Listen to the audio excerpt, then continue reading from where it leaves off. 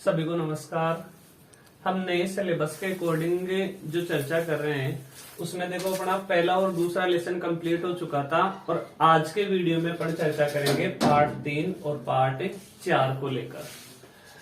अब चर्चा अपन प्रारंभ करें, पहले तो तीसरे लेसन की चर्चा कर लेते हैं और उसके बाद में इसी वीडियो में अपन चर्चा कर लेंगे लेसन नंबर 4 की। तो सुनना, देखो तीसरा लेसन है बोर्ड परीक्षा में टोटल आपके है कितने नंबर का, 7 नंबर का। अब ये जो 7 नंबर का लेसन है इसमें 5 नंबर का तो आपके मैप मतलब मानचित्र से संबंधित प्रश्न होंगे। अब 5 नंबर का मानचित्र वाला आएगा तो 5 नंबर का जो मानचित्र होगा, वैसे मानचित्र देखो मैंने आपको एक वीडियो अलग से बना दिया था, उसमें मैंने आपको बताया भी था कि मानचित्र टोटल 10 नंबर का होगा। तो 5 नंबर का मानचित्र तो आएगा तीसरे लेसन में से, 5 नंबर के मानचित्र वाले प्रश्न आएंगे 10वें लेसन में से। समझ गए बात? तो मानचित्र की चर्चा तो अपन कंप्लीट कर चुके। नए सिलेबस के अकॉर्डिंग जो मानचित्र है, अब आप ध्यान रखना पहले वाला जो मैप का वीडियो था वो बिल्कुल मत देखना। जो नए सिलेबस में जो मैप वाला वीडियो जो अलग से बनाया, हालांकि उसकी क्वालिटी ज्यादा अच्छी नहीं आ पाई थी, लेकिन फिर भी आप प्रयास करना। और उसमें कई बच्चों की शिकायत भी थी कि सर ये वीडियो चल नहीं रहा, तो आप प्रयास करना उसको किसी दूसरे मोबाइल में चला के देख लेना, चल जाएगा, वो इतना ज्यादा मुश्किल नहीं है। तो मानचित्र वाली चर्चा अपनी हो ही चुकी। इस लेसन में 5 नंबर का मानचित्र हो गया, बचे 2 नंबर। 2 नंबर का एक प्रश्न आएगा। अब इतना बड़ा लेसन अपने को पढ़ना है और फिर भी मात्र 2 नंबर का प्रश्न। तो मेरा विचार तो ये है कि इस लेसन को अपन बहुत ज्यादा नहीं करेंगे, क्योंकि इतना पूरा लेसन जिसके अगर मैं अकेला आप चाहूं तो अकेले इस तीसरे लेसन के 3 या 4 वीडियो बनेंगे और फिर भी अपने क्वेश्चन कितने नंबर का आएगा, मात्र 2 नंबर का आएगा। तो इस लेसन को आप एक बार रीडिंग मार लेना खुद अपने तरीके से। फिर भी अगर कोई मेरे से पूछे कि सर सबसे महत्वपूर्ण प्रश्न कौन से हैं, तो 2 प्रश्न महत्वपूर्ण है इस लेसन के, वो 2 प्रश्न तो मैं आपको करवा देता हूं। ज्यादा अगर याद नहीं हो तो मेरा तो आप लोगों से कहना यही है कि 2 प्रश्न याद कर लेना इस लेसन में से, एक तो रोलेट एक्ट वाला और एक जलियांवाला बाग हत्याकांड,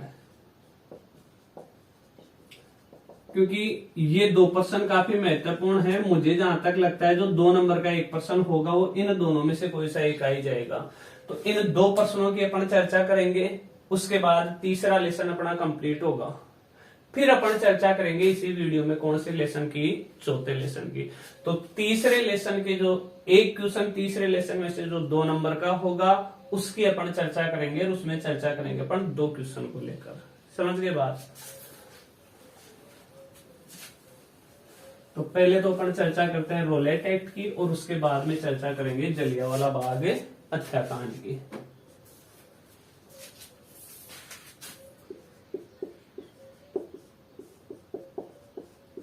एक लाइन में बोर्ड पे लिखता हूं, फिर समझाता हूं ये रोलेट एक्ट है क्या।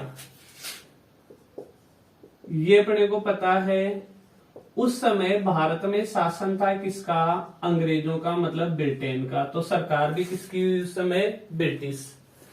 ब्रिटिश सरकार ने 1917 में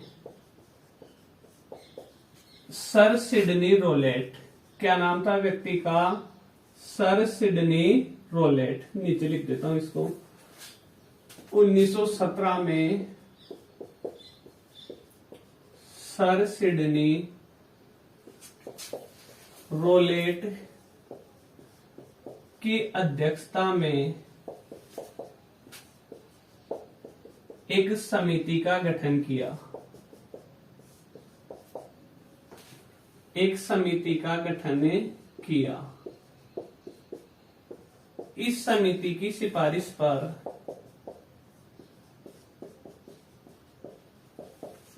सिफारिश पर 1919 में रोलेट एक्ट लागू किया। रोलेट एक्ट लागू किया या रोलेट एक्ट बनाया गया या पारित किया गया, तीनों वर्ड सही हैं। जो आपको अच्छा लगे वो आप लिख देना। रोलेट एक्ट सिंपल अपन लिख देते हैं, बनाया गया। अब सुनना ये था क्या। 1917 में ब्रिटिश सरकार ने एक कमेटी का गठन किया एक समिति का गठन किया, किसकी अध्यक्षता में? सर सिडनी रोलेट की अध्यक्षता में। और फिर इस समिति की सिफारिश पर 1917 में तो समिति का गठन हुआ, समिति की सिफारिश पर 1919 में रोलेट एक्ट बनाया गया। अब इस रोलेट एक्ट में था क्या प्रावधान वो सुनना। इस एक्ट या इस कानून में प्रावधान किया गया कि किसी भी व्यक्ति को संदेह के आधार पर गिरफ्तार किया जा सकता है।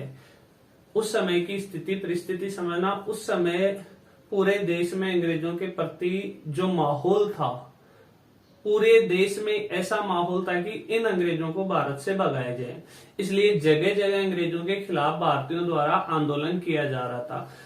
उस आंदोलन को रोकने के लिए अंग्रेजों ने एक कानून बना दिया, रोलेट एक्ट बना दिया। इस एक्ट में प्रावधान किया गया कि किसी भी भारतीय व्यक्ति को संदेह के आधार पर गिरफ्तार किया जा सकता है, और उस गिरफ्तारी के बाद ना तो वो कोई वकील कर पाएगा, ना वो कोई दलील दे पाएगा, समझ गए बात, और ना कोई अपील कर पाएगा। तो समझना इसमें आगे,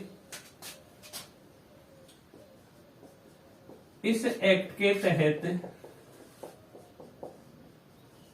किसी भी भारतीय को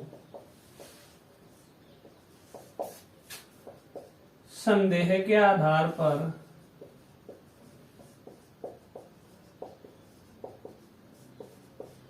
गिरफ्तार किया जा सकता था, गिरफ्तार किया जा सकता था, उसे ना अपील का, ना वकील का, ना दलील का अधिकार होगा।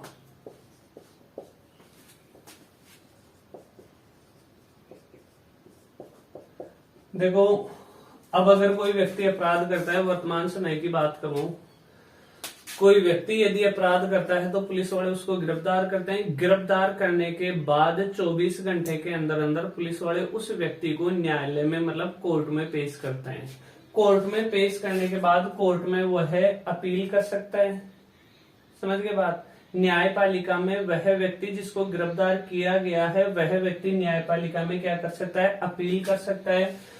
न्यायपालिका में बहस करने के लिए अपना वकील कर सकता है, या फिर न्यायपालिका में अपनी कोई दलील प्रस्तुत कर सकता है। दलील का मतलब होता है अपनी बात रख सकता है, समझ के बात। तीनों अधिकार है वर्तमान समय में, लेकिन इस एक्ट के तहत ना तो कोई अपील कर पाएगा, ना कोई अपना वकील कर पाएगा, और ना ही दलील दे पाएगा। मतलब इन तीनों का अधिकार छीन लिया गया।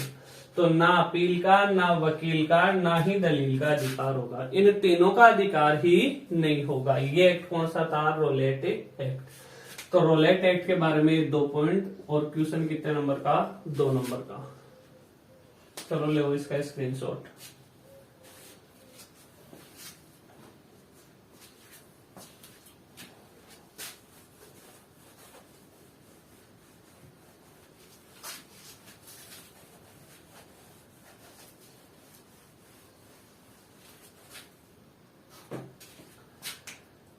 एक अपन चर्चा करें, अगला प्रश्न कौन सा?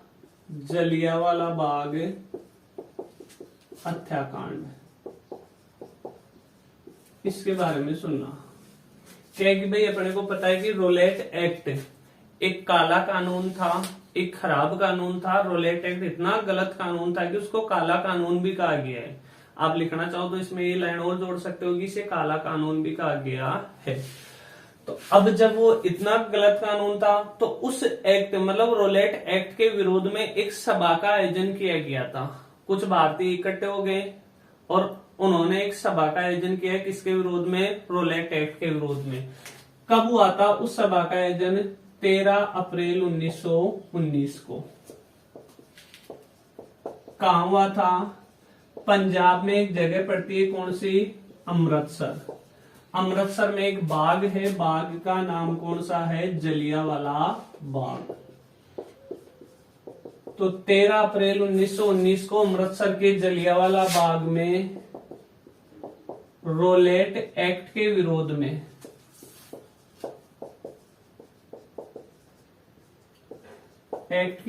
में एक सभा का आयोजन किया गया। एक सभा का आयोजन किया गया। इस सभा में लगभग 20,000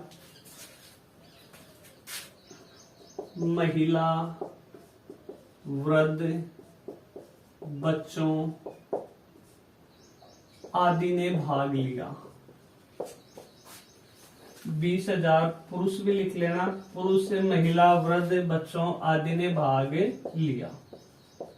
समझ गए बात। अब क्या हुआ आगे सुनना।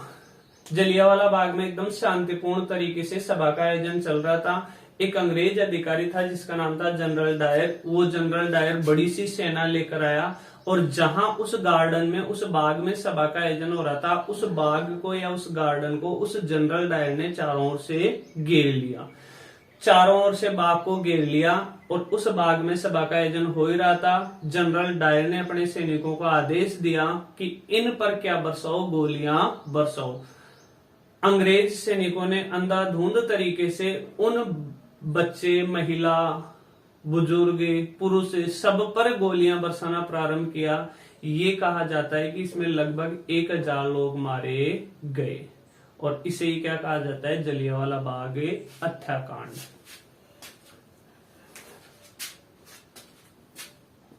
आगे लिखना आप लोग। यहां शांतिपूर्ण तरीके से सभा चल रही थी।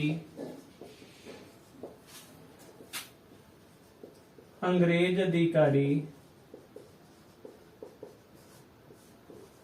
जनरल डायर, अंग्रेज अधिकारी का नाम जरूर याद रखोगे, क्या नाम था, जनरल डायर ने इस बाग को चारों ओर से घेर लिया। मतलब सेना सहित, अब अकेला तो पूरे बाग को घेर नहीं सकता था, मतलब उसके साथ सेना भी थी। इस बाग को चारों ओर से घेर लिया और सभा पर गोलियां बरसाना प्रारंभ की, जिसमें लगभग 1,000 लोग मारे गए। हालांकि फिर अंग्रेजों ने जो आंकड़ा दिया, अंग्रेजों ने कहा कि 379 लोग मारे गए हैं। अंग्रेजों की तरफ से तो जो आंकड़े प्रकाशित हुए थे, कहा था कि 379 लोग ही मारे गए थे, जबकि हकीकत यह है कि कितने लोग, 1,000 लोगों से अधिक मारे गए या लगभग 1,000 लोग मारे गए। इसे ही जलियांवाला बाग हत्याकांड कहते हैं। इसे ही जलियांवाला बाग हत्याकांड कहते हैं। हालांकि 2-2 नंबर के प्रश्न हैं दोनों, लेकिन काफी बड़े लिख लिए हैं अपन ने, इतना बड़ा। अब इसको अपन शॉर्ट भी करें तो कैसे कर पाएंगे, दोनों में छोटी छोटी सी कहानियां हैं, आप इतना कर देना इनमें तो एग्जाम में प्रश्न आए तो 2 प्रश्न अपने कंप्लीट। इसी के साथ अपना लेसन तीसरा भी कंप्लीट। क्या है कि भाई इतना बड़ा लेसन होने के बाद भी सिर्फ 2 नंबर का एक प्रश्न याद रखने के लिए अपने को बहुत ज्यादा पढ़ना पड़े, इससे बेस्ट रहेगा ये 2 प्रश्न आप याद कर लेना इस लेसन में से। और मुझे जहां तक लगता है इन 2 में से कोई सा एक प्रश्न बनने की क्या रहेगी बोर्ड में संभावना। तो तीसरा लेसन अपना कंप्लीट। ले इसका स्क्रीनशॉट, फिर चौथे लेसन को शुरू करते हैं।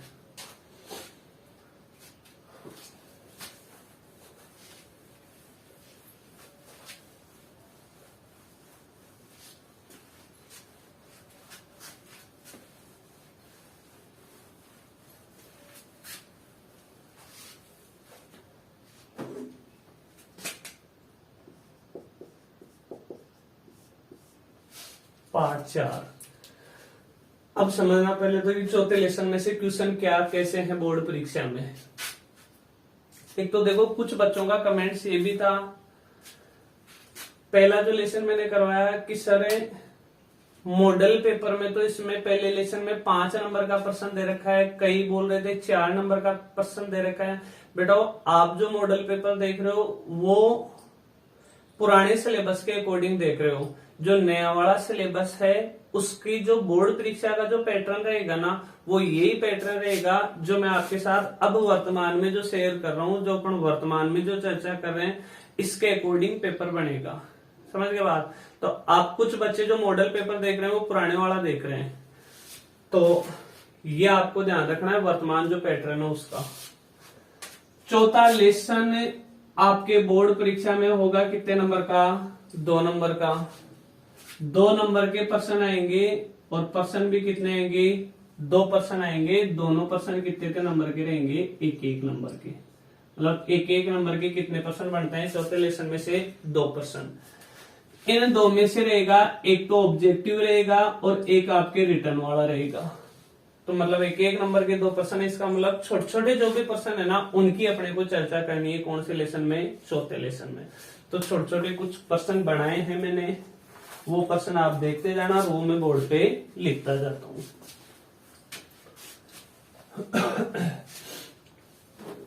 सुनना। और अपने सिलेबस में केवल औद्योगिक क्रांति ही प्रश्न, वो औद्योगिक क्रांति ही बचा है केवल चौथे लेसन में, और अपने सिलेबस से हट चुका है। तो औद्योगिक क्रांति से संबंधित जो प्रश्न है ना वही अपन देखेंगे यहाँ। क्वेश्चन नंबर 1, औद्योगिक क्रांति सबसे पहले किस देश में हुई? तो इसका आंसर होगा अपना क्या? इंग्लैंड। औद्योगिक क्रांति सबसे पहले कहां हुई थी? इंग्लैंड में। अगला प्रश्न है, औद्योगिक क्रांति सबसे पहले किस क्षेत्र में हुई? सबसे पहले किस क्षेत्र में हुई? देखो औद्योगिक क्रांति से कई क्षेत्र प्रभावित हुए थे, जैसे कृषि, उद्योग, व्यापार। अब इनमें से भी सबसे पहले औद्योगिक क्रांति किस क्षेत्र में हुई थी? तो इसका आंसर हुआ कौन से क्षेत्र में? कृषि। कौन से क्षेत्र में हुई थी औद्योगिक क्रांति? सबसे पहले कृषि के क्षेत्र में हुई थी। समझ गए बात? और अपन बात करें, लौह स्तंभ कहां है?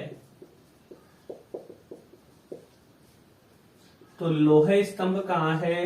दिल्ली में। दिल्ली में एक जगह पड़ती है, जगह का नाम है मेहरौली। क्या नाम है जगह का? मेहरौली। तो वहां क्या बना हुआ है? लौह स्तंभ। तो आप ध्यान रखोगे लौह स्तंभ कहां है? मेहरौली में। और इस लेसन में जो प्रश्न बन रहा है, अगला प्रश्न समझना, राम सेतु किन 2 देशों के मध्य स्थित है? किन 2 देशों के मध्य स्थित है? तो राम सेतु किन 2 देशों के मध्य स्थित है? इसका आंसर होगा भारत व श्रीलंका। भारत व श्रीलंका के मध्य। आपको पता हो तो सीता का अपहरण कर लिया था किसने? रावण ने। फिर उसको बचाने के लिए हनुमान जी जाते हैं, तब वहां भारत से जाते हैं हनुमान जी कहां पे? श्रीलंका में, क्योंकि श्रीलंका का रहने वाला कौन था? रावण। तो जो बीच में समुद्र आता है, उस समुद्र में राम सेतु का निर्माण किया था किसने? हनुमान जी ने। तो ये राम सेतु किन 2 देशों के मध्य है? भारत व श्रीलंका। तो 4 प्रश्न है, इनका तो स्क्रीनशॉट लो, फिर अपन आगे चर्चा करें।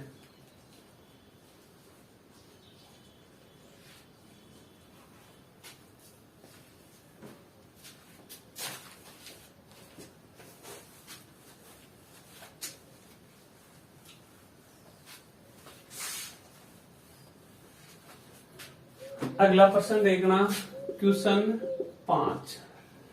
अगला सबसे पहले औद्योगिक क्रांति शब्द का पहली बार प्रयोग किसने किया? औद्योगिक क्रांति शब्द का पहली बार प्रयोग किसने किया? तो औद्योगिक क्रांति शब्द का पहली बार प्रयोग सिर्फ 2 जनों ने किया था। एक विद्वान का नाम ध्यान रखना है अपने को सिर पे, जॉर्जिस मिस्ले ने। औद्योगिक क्रांति शब्द का पहली बार प्रयोग किसने किया था? जॉर्जिस मिस्ले ने। किसने किया था? जॉर्जिस मिस्ले। अगला प्रश्न सुनना, अलोडन भट्टी की खोज किसने की थी?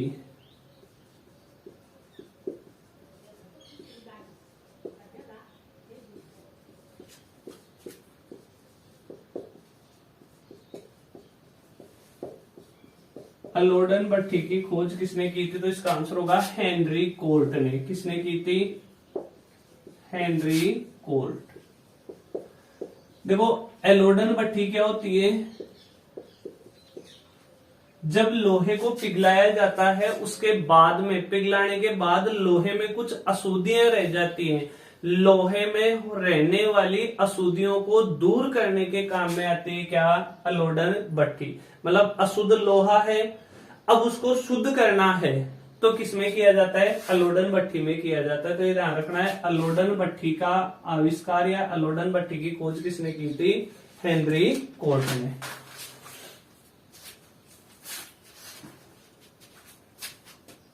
अगला क्वेश्चन सुनना, बीज बोने की मशीन सीड ड्रिल किसने बनाई थी? बीज बोने की मशीन सीड ड्रिल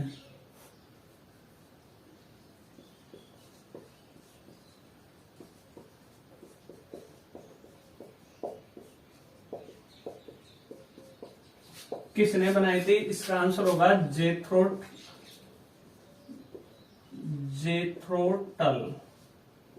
किसने बनाई थी? जेथ्रोटल ने। देखो बीज को इंग्लिश में क्या कहते हैं? सीड।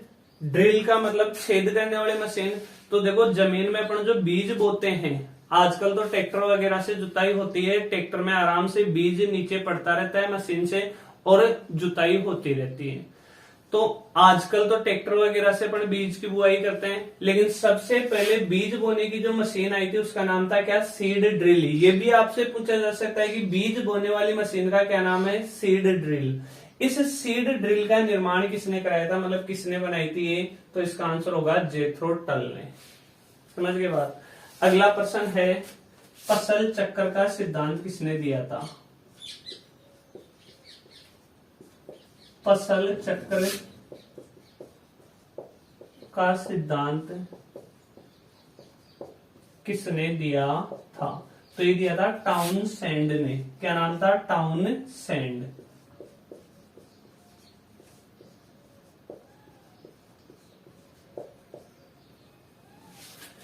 फसल चक्र का मतलब होता है जैसे पूरे साल में एक ही फसल ले बो के साल को 3 भागों में बांट दो। पहले रबी की फसल, फिर खरीफ की फसल बो और फिर जायद की फसल बो। तो ये क्या हो गया? फसल चक्र हो गया। तो फसल चक्र का सिद्धांत किसने दिया था? टाउनसेंड ने दिया था। तो 8 प्रश्न हो चुके हैं। ले इनका स्क्रीनशॉट, फिर आगे चर्चा करें।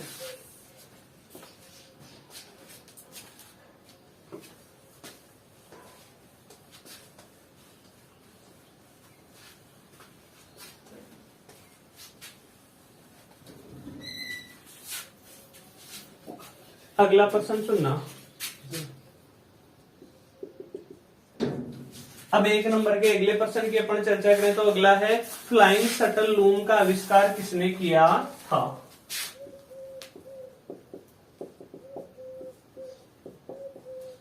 फ्लाइंग शटल लूम का आविष्कार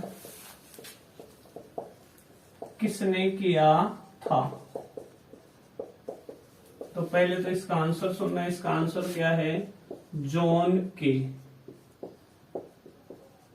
नाम क्या था? जॉन के। देखो फ्लाइंग शटल क्या है? जो कपड़ा बनाया जाता है, सूती वस्त्र जो बनाया जाता है, कपास से क्या बनता है? कपड़ा बनता है। तो इस फ्लाइंग शटल एक मशीन है जिससे एक साथ काफी चौड़ा कपड़ा बनाया जा सकता है। तो ये एक अपन ये कह सकते हैं कि फ्लाइंग शटल लूम क्या है? कपड़ा बनाने की एक मशीन थी। इसका आविष्कार किसने किया था? जॉन के ने किया था। अगला सुनना क्वेश्चन नंबर 10। अगला है वाटर फ्रेम का आविष्कार किसने किया था?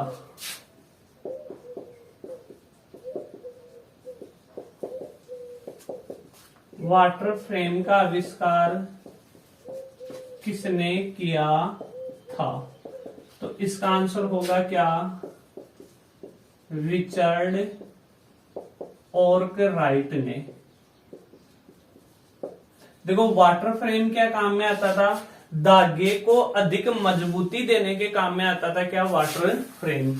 इसके माध्यम से धागे को ज्यादा मजबूत किया जाता था। किसके माध्यम से? वाटर फ्रेम के माध्यम से। इस वाटर फ्रेम का आविष्कार किसने किया था? रिचर्ड आर्कराइट ने। अगला क्वेश्चन सुनना, क्वेश्चन नंबर 11। दमन भट्टी का आविष्कार किसने किया था? दमन भट्टी।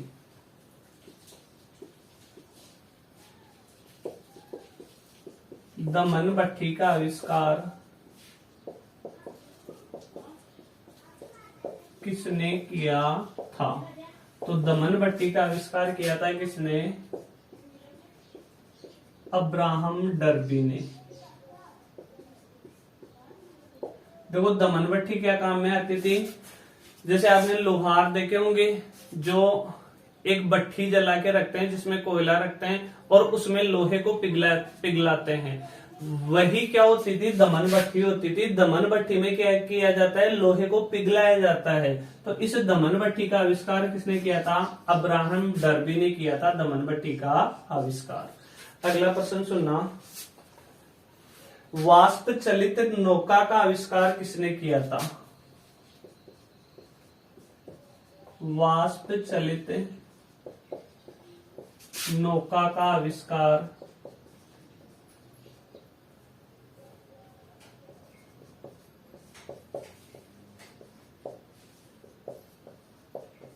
तो वाष्प चलित मतलब भाप से चलने वाली नाव का आविष्कार किसने किया था?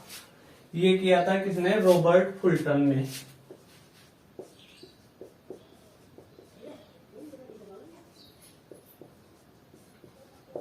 ये ध्यान रखोगे क्या कि भाई ये नाम जरूर जटिल हैं, ज्यादा नहीं है, इसमें 4-5 प्रश्न और बचे हैं याद करने में। मुझे पता है जोर तो आएगा ही, लेकिन क्या करें, 2 प्रश्नों का सवाल है तो करना तो पड़ेगा अपने को ये भी याद।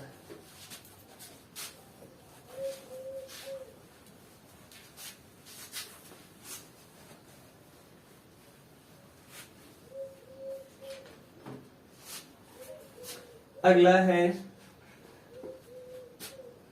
क्वेश्चन कितने हो गए?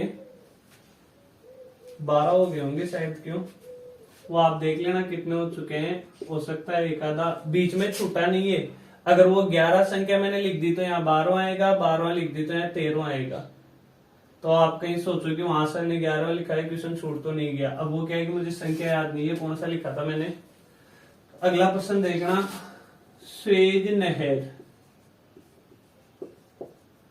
जो भूमध्य सागर व लाल सागर को आपस में मिलाती है।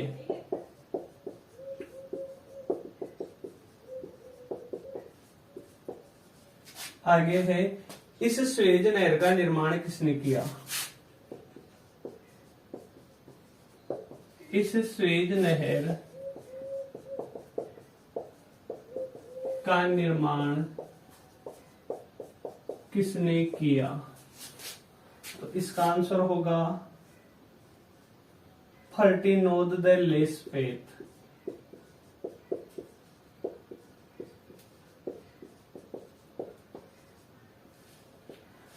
अब ध्यान रखना, बहुत ही इंपॉर्टेंट प्रश्न इस लेसन का।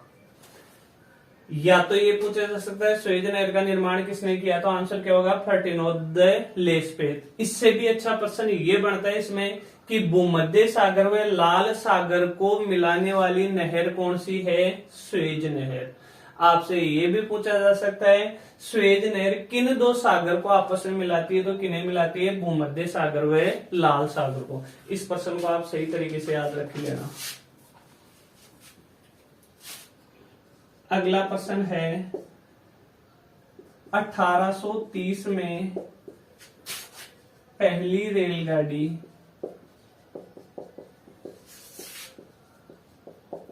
कहाँ चली थी? तो ये चली थी कहां से कहां तक है? लिवरपूल से मैनचेस्टर तक। पहली रेलगाड़ी कहां से कहां तक चली थी? लिवरपूल से मैनचेस्टर। जैसे भारत में पहली मुंबई से ठाणे तक चली थी, लेकिन भारत वाला तो वो अपने को याद ही नहीं रखना। विश्व में पहली रेलगाड़ी 1830 में चली थी, सन भी याद रखोगे। कहां से कहां तक चली थी? लिवरपूल से मैनचेस्टर तक। अगला है टेलीफोन का आविष्कार कब हुआ, किसने किया था? टेलीफोन का आविष्कार कब हुए, किसने किया था? तो टेलीफोन का आविष्कार किया था कब? 1876 में किया था। किसने? ग्राहम बेल ने। ये अपना चौथा लेसन है कंप्लीट। इसके अलावा इसमें और कोई क्वेश्चन बढ़ता भी नहीं है, बस हो गया ये कंप्लीट लेसन। तो जो चौथा लेसन है इसमें मैंने आपको बता दिया कि सिर्फ और सिर्फ प्रश्न बनते हैं कितने के नंबर के? एक एक नंबर के 2 प्रश्न। तो एक एक नंबर के जो भी प्रश्न थे वो अपन ने सारे ले लिए। 15-16 प्रश्न है, वो आप लोग याद कर लेना। और अगली जो अपनी क्लास होगी उसमें अपन लेंगे लेसन नंबर 5। तो लो इसका स्क्रीनशॉट और फिर मिलते हैं अपन नेक्स्ट क्लास में। तब तक के लिए धन्यवाद। जय हिंद, जय भारत।